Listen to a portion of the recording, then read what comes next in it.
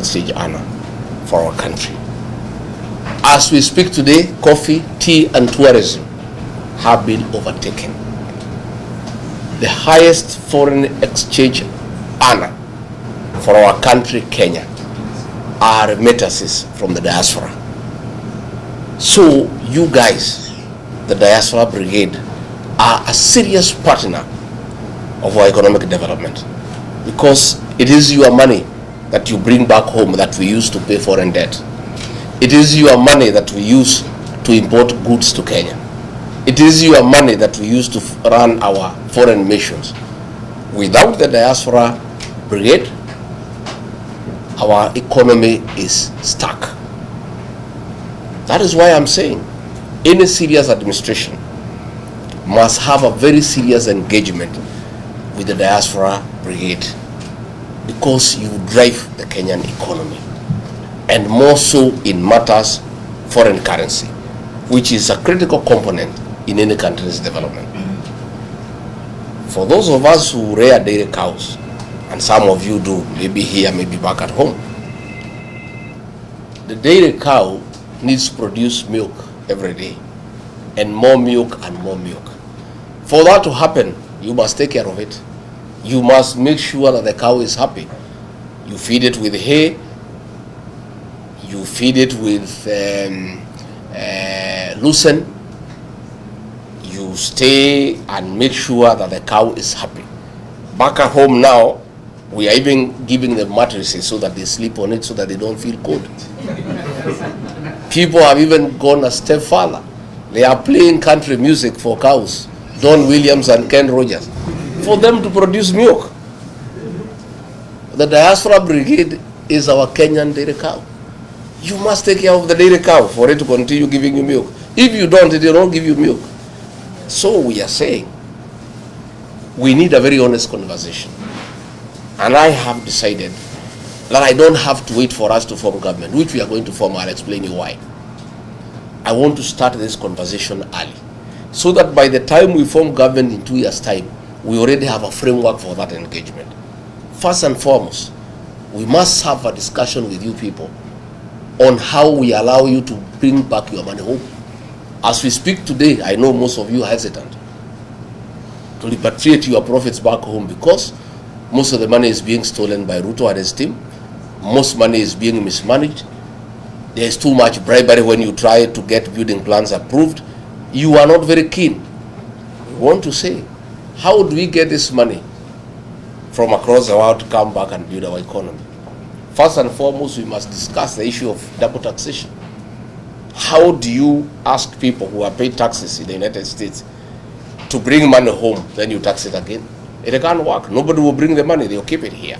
So that is something we are going to have a conversation where we agree that it is not fair, it is not right to have double taxation. That once you have paid taxes in your country where you do business, that money when you send it home should not be taxed again. And that will encourage you people to invest back home. Again, we want to discuss with you on the possibilities of establishing a diaspora bond where money can be put together for investment, and we can discuss an interest rate that is attractive, probably much higher than what is available in your country where you are doing business. That is a conversation that we want to have with the diaspora people. When you look at things like the affordable housing that William Ruto is trying to do in Kenya, it is not the business of government to build houses anywhere in the world. The business of government is to provide roads, water, electricity, sewage, telephone, and a good environment in terms of security, and a good environment for people to invest. This affordable housing is something you guys can do with the right framework, with provision of infrastructure, a good title deed that is respected, roads, sewage, electricity. You guys can invest back home to build houses for selling, to build houses for rental. Again, that is a conversation we can have with the diaspora people. So I've come here to tell you, good people, that we have got a good plan. I've heard William Ruto saying that we have no plan. Our plan is only one term and Ruto must go. It is true, that is our plan for now. because it is not possible to do anything else unless he's out of office. So in business, you must have priorities. There are certain things you must do for you to go to the next stage. For us to end corruption, for us to improve our healthcare, for us to rectify our education system, for us to create the right business environment, we must exit William Ruto. So that is why we have that one-term movement.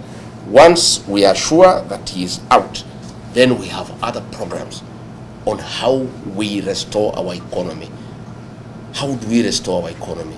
How do we restore public confidence among investors? How do we attract direct foreign investment in Kenya? And why should we go to look for foreigners to invest back home when Kenyans living abroad have sufficient resources? They would like to invest back home. It is only that the packages that are there are not attractive and the environment is not conducive. So along the way, we'll be having that conversation with you people in the next 2 years, so that by the time we form the next government, we have already a framework of engagement with our diaspora people on how you can invest back home. Today, you guys know about our economy and the way it has declined. It is on a nosedive. I heard Ruto saying that figures don't lie. Oh, we have a 9.4% economic growth. Oh, since I came, inflation has come down, I don't know, from 8% to 3%. Those are all figures. If you want to know whether the economy is doing well or not in Kenya, ask the diaspora people. They will tell you, because they are the ones who support families back home. The money you are sending home 3 years ago, you are sending twice or thrice the amount to do the same thing that you used to do, for shopping, for your mother, for your brother, for your relatives. So you don't need to be told by anybody whether we are doing well or not. You know, because the value of the shilling has gone down. What you used to spend 20,000 to go to the supermarket and do shopping for your parents back home, 20,000 used to be a full trolley. Today, 20,000, you can't do half a trolley. You just do a few bags and 20,000 is gone. So things are not working, things are not good. I've heard them shouting at me that I'm talking bad about my country abroad. I am not. I'm just talking about poor leadership. Kenya is a beautiful country, hard-working people, good people, but we have poor leadership that we need to fix for things to work. And we must also be honest people. I cannot come here and cheat you that we are doing well. I'll be a liar.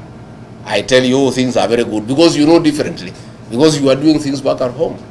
So mine is to tell you that we want to have an engagement with you going forward, and I want to assure you that there are good investment opportunities back home.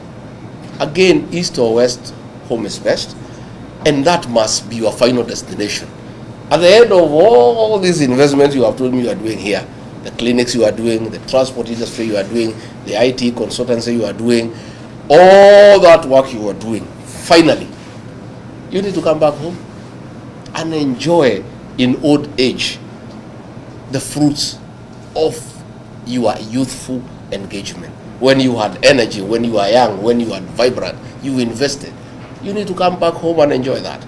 And we have a responsibility as leaders now to create that environment, to enable you shift your investment slowly and progressively, so that hapo mbele, what you have here, you don't stop.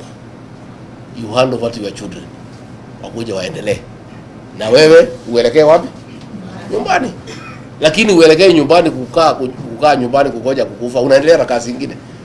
You know, we want, you know, because for you to stay healthy and alive for a long time, you need also to be active. So you people are active people, you are business people. So I want to encourage you that once things are sorted out and we have got a good engagement, come and invest back home. If you are doing a driving school here, come and do a bigger one at home. Hii hapa wachia watoto waendelee naye. Yeah?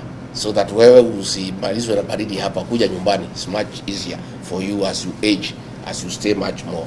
So that is why I've come, and I'll be doing that, I think, in about 5 states, and I'll be back again and again and again.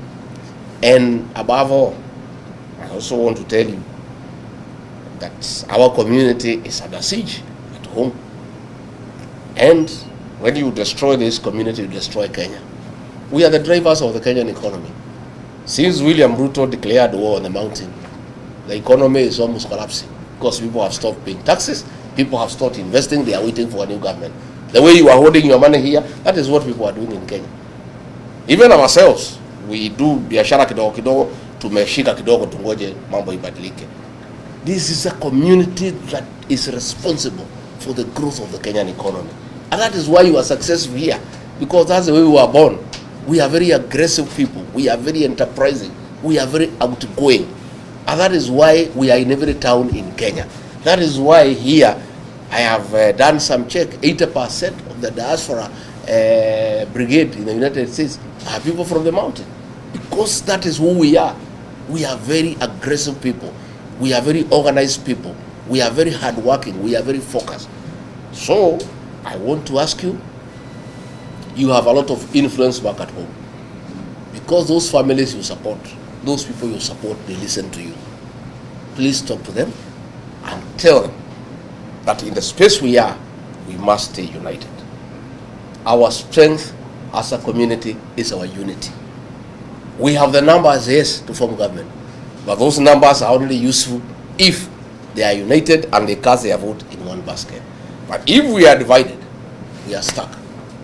That is why William Ruto got rid of me, because he started to divide the mountain east and west.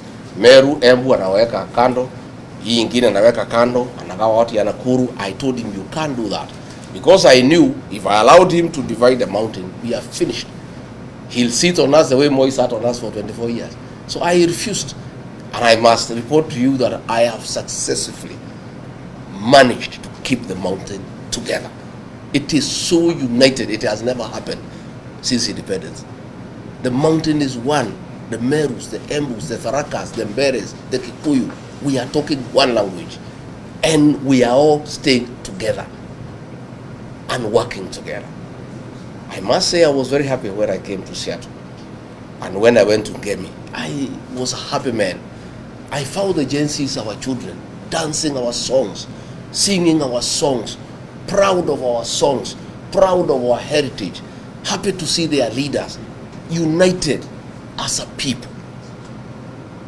It was the happiest day in my life, because when I saw attempts to isolate us, and I have found people have come together and they are talking the same language and they are saying we are one, I'm a very happy man. I want you to help me spread that message back home, that people must stay as one. And of course you must do it here.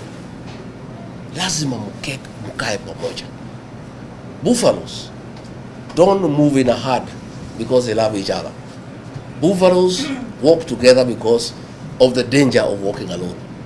When you are in foreign land, your safety as a people is being united. So I'm very happy when I meet you here as members of community, and Penny here, when we had challenges, you would come here as a people and be together, congregate together, discuss your issues, support each other.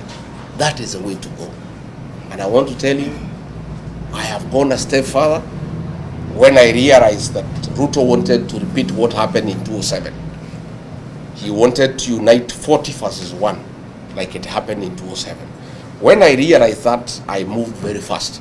I consolidated the mountain behind me to speak as one, and then I started looking for friends. And that's where the cousin movement came from. The cousin movement has spread like bushfire. Yeah? Everybody now is a cousin. Isn't it? And these guys who wanted to isolate us have gone mad, wondering this cousin thing imetoka wapi. Hi Kuzo, hi Kuzo, hi cousin, hi cousin. We good. I'm telling you, the Kikkuyu nation has been embraced by everybody. I went to Ukambani. They were happy to see their cousin. I went to the coast with the Mijikenda. Our cousin, you were here. I went to Luya land. They could not even let the leaders there speak. They want to see their cousin. Yeah? By the way, I reached to Masaini, we had to agree they are not cousins, they are our shemeji. You know, everybody wants to work with us.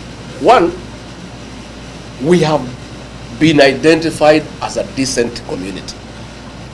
and people who keep their promise. We promised William Ruto, we will elect him, despite what he had done to our communities, and we kept that promise. That has earned us respect among other communities.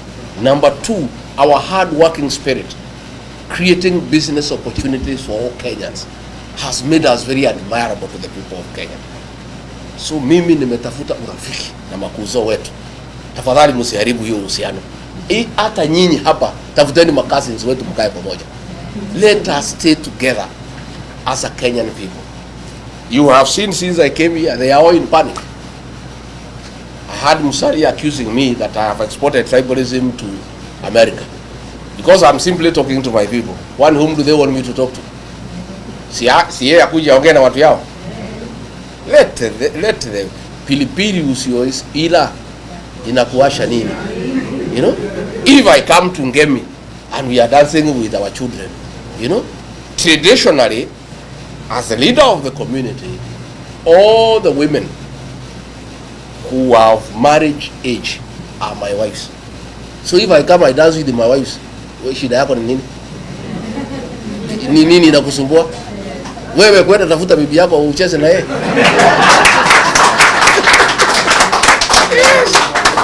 You know, they are so bitter, and they are bitter because they have seen we are united. You know, they thought you people in America don't care. Ati mumeenda huko, mumepotelea huko wazungu, you don't care about your tradition, you don't care about your culture, you have forgotten who you are. Then, when they saw Ngemi, young girls and boys dancing with Musaimo, with Samido, our songs of 1960s. Watoto haku wamezaliwa ndio wanacheza nyimbo ya 1960s na ya 1970s. They realize this community is one. That is a bitterness. They are in every meeting wananikashifu. Yet the whole of today and yesterday, Musalia pande hiyo, Wetangula pande hiyo, wengine pande hiyo, and of course wasaliti wetu wakina Ichung'wa na Kionjuri, wale wanatumiwa na Ruto kumaliza jamii yetu. They are all attacking me that have brought tribalism to America by simply coming to talk to our people, and for them realizing that our unity as a community is worldwide, and that is what we must do. Na mimi nakwambia tukiketi pamoja, hakuna mtu atatukalia, hakuna mtu atatuweza, hakuna mtu atachukua biashara zetu. I must tell you, hao watu, they wanted to take over our businesses. Watuue, wachukue biashara zetu. Lakini hakuna mtu atakubali. When we had problems in Sabasaba, I think you must have followed. And they tried to say, no, hii shida iko Kenya, ni Wakikuyu wamelete, ndio wanataka Ruto atoke. Wakenya wengine hawana shida. Hey, people from all communities said, no. If anybody who wants Ruto out is a Kikkuyu, I'm also. I was the happiest man that all communities defended us and said that what we are doing is the right thing. So I want to assure you that nobody will isolate us. We are part of the Kenyan nation. We are the drivers of the Kenyan economy, and will prevail and will stay in peace with other Kenyans, and will not allow anybody to come between us and other Kenyans. And I want you to be proud of your origin. I want you to be a proud Mount Kenya person, wherever you are. Never shy away. And when you are among yourselves, msungumuze lugha ya nyumbani. Why do you want to talk the language of the colonialists when you are among yourselves? I have no apologies to make anybody, myself. You know, Ruto would be very unhappy with me when we went with him to the mountain. Anaongea, akiniita, mimi naongea kinyumbani. Watu wanapiga makofi, naongea Kiswahili hapo mwisho. Akiniuliza mimi namwambia mimi si Mchina, mimi si Mzungu. Tulikuwa Murang'a. Hii watu ya Murang'a, you want me to speak to them Kiswahili, why? And they are my people, we are the same people. I'm there, I'm one of them, they are there. There is no other community in the meeting except yourself. So wewe, sisi watu walikupigia kura, wewe uvumilie. Tuongee mambo yetu. Si ndio? And you'll be very mad. But siku nilikuwa namuombea kura, he didn't have a problem. Nilikuwa nikiongea hiyo Kikuyu nikimtafutia kura, anacheka mpaka inaonekana hii jino. Sasa ile amepata, he has a problem. Duka anashonoke. Wewe tu Mgikuyu gutiri mundu waikirie marwa maitu yoro kire gucera mware ni oi aciarwo mugikuyu gutire na tutingimena ndu coka tweke atia twemene no tuko turi irimu itari na kuria iri ati andu marakumena nawe wimene o uria andu acio maratuhura no guo andu aitu maranyitana o uria maranyita mukabira andu aitu maranyitana ta thimiti andu ngirora mutandao muthi makijita mukabira andu maruga yitu ria kabira. They are actually helping the integration of our community as one people because they are wondering what is this beef. Yeah? I met the Kisses in Seattle, nobody is complaining. I met the Maasais, nobody is complaining. Nodi kisema nyaradu wa nyumba hito ni fawaju kaitwa rumireo aro twa rumire ati tutigia dana. What is it so wrong when we love one another, when we appreciate one another? Yeah? Ona mathondeke ngemi cia kwao macitora magucita na gikonyo ngemi mutikana ekujita ona mwaka ucio ngi rocio ngi ngemi no ikubia ndicaragia goka. We must come. Yeah. We must be proud of who we are, and we have no explanation to make to anybody. We have no apology to make to anybody. We are who we are because we are God's creation. Na igwiti ithu twirire Ngai atuciare turi agikuru no Ngai na wega wake na ugi wake waugire kugia ruriri rwitagwo agikuru. Riu marauga ati turi ingi America mahitia maitu ni mariko na twaingi ha mundu ahota kumagana na kumatha ri. Can you be blamed by anybody? Why are they not complaining? Tuko majority kamete prison waseme tuvuguliwe thwe nyumbani tondu kamete ni andu itwa ingiri matikiuge guku kamete gutiri na fairness. This is not fair. Makiuge bana hii ni ukabila. Itakuwaje kamete imejawa Kikuyu wafuguliwa waende wapi? Nyumbani. Then we know they are genuine about fairness. So the way we are more in committee, the way we are more in the city mortuary, the way we are more in the government, the more we are in the US, because it's natural. It is proportionate, isn't it? It's proportionate to the population, and we are not responsible for our numbers in Kenya. That is God. Na sisi hatuwezi uliza Mungu swali ati kwa nini ulisema sisi tukue wengi. That is the way it is. So watu zoe. Na ole koigwa ne arakira akara ya media kanyoi. Yo koigwa ne arakara te mulege guko na mwena mawira ri heke uri agwe. Please you guys, I'm proud of you. I am so proud of you. I'm so happy. I met other business people in Seattle. I'm happy. People have come here and made wealth. You are creators of wealth. You create employment. You impact on other people. Ugunugu Ngai endaga. Ati Ngai akurathima nayo karathima andu angi. Ati mukite guku mukajia mawira, mukona mbeca mukandika andu angi mukamahe irio mugathondeka mĩciĩ yao. Ngai witu amurathime na mwike wega. Amwararamirie mihaka. Mururi magukumia. Amugitire kuma kwi ndwari. Mĩciĩ yanyu uraga irathimo hiana mbura njega. Muthie na mbere na gutherema na mugie na riri na muhe nyumba itu ya Gikuyu na mubiriri kuria guothe muri thiini wa thi o kuria guothe mwathie mukaheo gitio ni uria mwirutire ni uria mutaga maundu manyu. Nie ngwenda kumutigira hau ndimwire twi hamwe muno na nie ni ngerete muno guka guku na nie ndirarota kana kanini ona nie maisha makwa ndire ndarora ndire kwa America lero haha igira ngari ino ukwenda kuria kinyita kwenda gwethamba thaa cigana.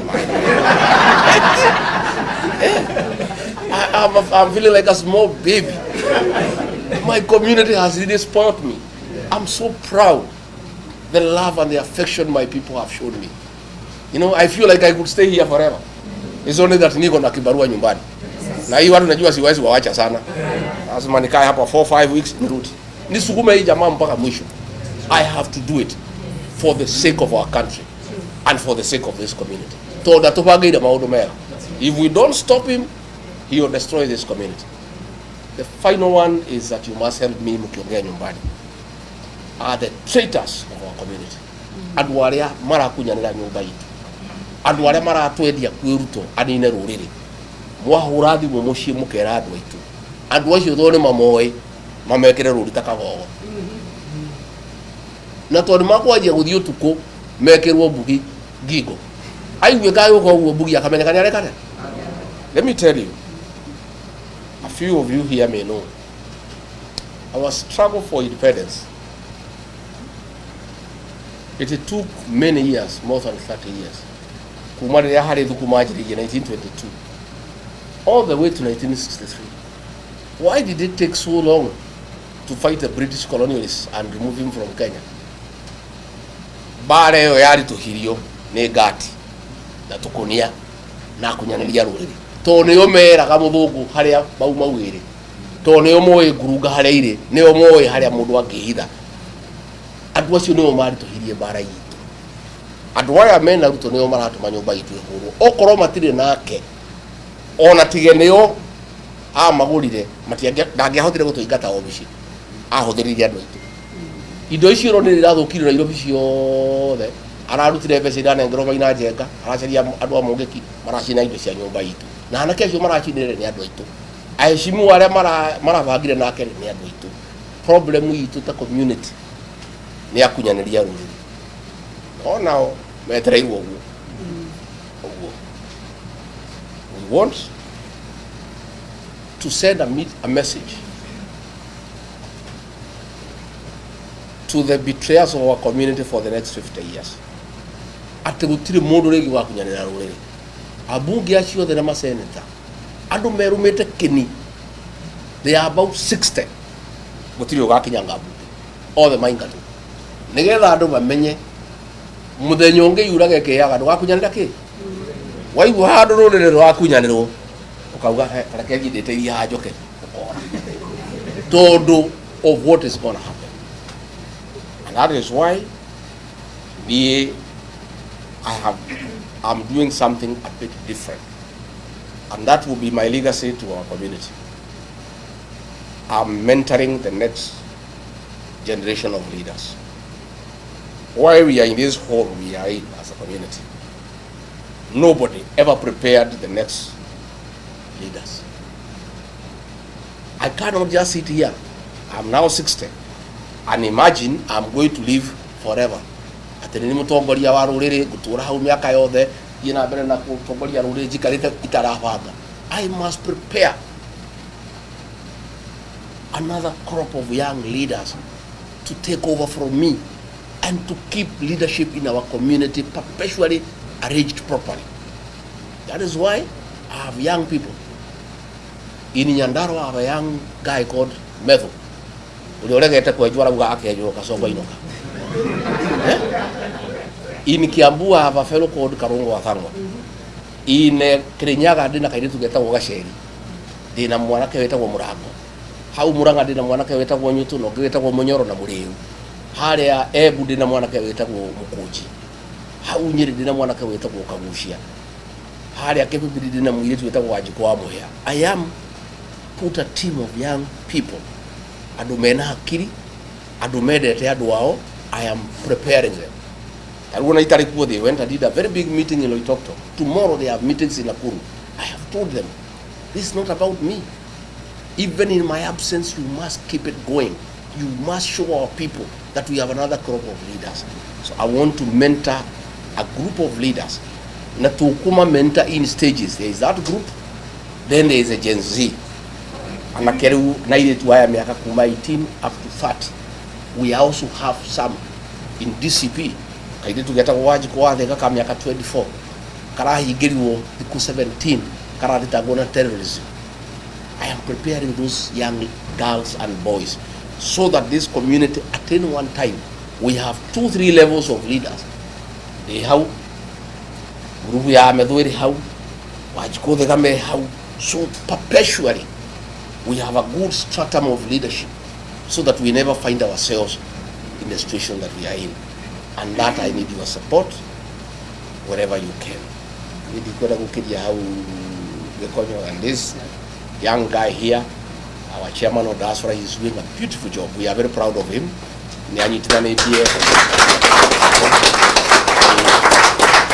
I am amazed by the level of organization. I'll be going to Baltimore, I'll be going to California, I'll be going to Texas, and I'll come back. I need to go to Atlanta, Georgia. I need to engage our people. I must come and talk to them and encourage them to remember home. and to always prepare for coming back home and invest back at home. Niye gweda ko mutigana ciugo cia wendani, muikare mwendanite, muikare mukiguanagira tha, be your brother's keeper, always reach out and find out how the other one is doing. God put us together as a people, gave us one language. God would like us to stay together. Na niye gutiri undu ndirenda in my leadership. If I achieve that, to unite our people to speak as one, and then provide a stratum of a succession stratum, so that this community has good leaders at any one time. Ndigiona muguda guku ngure njuke guku ndigiona kuruta ira mutaga ne ngokenoga muno uniona ndige wira ucio wa Kenya ndige nyumba gitu ni anyitana ina tongoria ega ire tuna na kemarora ruriri uniona njuke njagie guku ikara gutono kwega ni I'll be a happy man. That is all I desire. I want nothing else. Ni gusirikitu ndirenda chana kwa nene tumaira twakwa, I have food to eat. I want nothing. I just want our community to be one. I want our community to be respected. Nidirasho no kire muno, nidirasho no kire. Pie wa Ruto witagwo Faruku Kibet. Akira muitimia witu witagwo Sabina Chege. Arugame mbere ya andu ati athiuruki ogwo mona thutha wake. Ni muronire moyo? Did you see it? Yeah? Were you embarrassed? I mean, it's the greatest humiliation to a community. Because if you want to humiliate a community, you humiliate their women. Because atimia neo mahua maitu, na nikio gikeno gitu, na nikio ni mahua maria twiroragera. Koguo ngienda kunyururia ruriri shonora atimia a ruriri. Ati akamwira wewe mama, sui mama ako sawa? Ebu sunguka, ebu muangalie. Sasa huyu mama simkiwa na yeye kitandani utaamuka ukiwa na furaha asubuhi. Have you seen that video? I mean it's one of my most painful moments as a leader of this community. I felt so humiliated and so demeaned. Ati Ruto na andu ake haudu niho matukinyetie. Niona digibure mamudo yeta kwa Faruku. Dabure masabi na wachele. When she was being told to go around, she was just giggling and laughing as an object.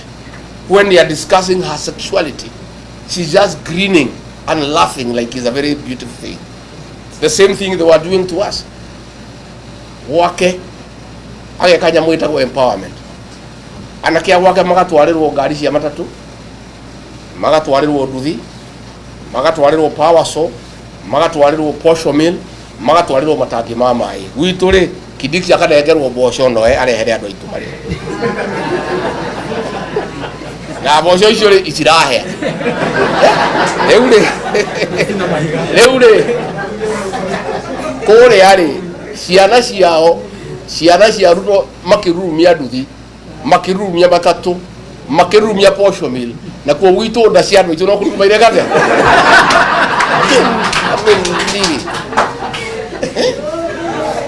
How the contempt, yet we are the richest community, the most hardworking, the most populous, the most dignified community, then we are humiliated like we are nothing. Ati maituguo na we no wota kumuheirio agati idara ini ni arite ena kodo eterire bosho kilo emwe ane bosho itarahea. Call your mothers and tell them never. Nikabararire niguo I kodo wota kumuheirio ri nikabonoke murego kwa America. Maituguo ati we urathu kuma guku wina biashara. Ati maituguo agati idara arite ini eterire kidiki ena na kodo kanini eterire heo bosho kilo emwe. Ainuke na bosho hiyo itirahea. You know,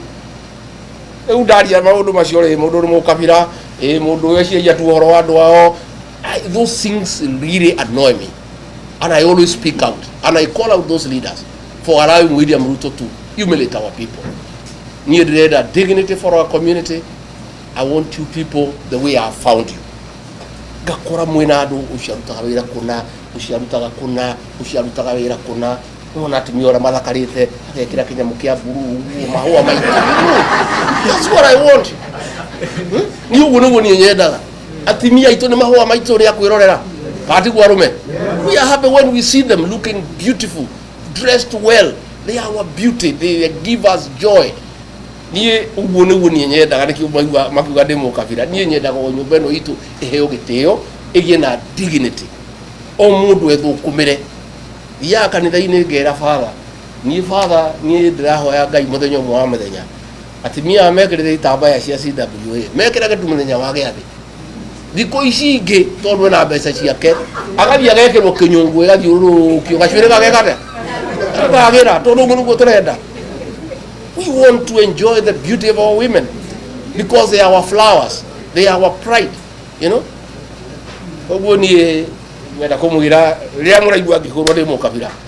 That's where I'm coming from. I hope you have understood. I hope you have understood what I feel. When I know how hard working we are, how respectable we are, you know,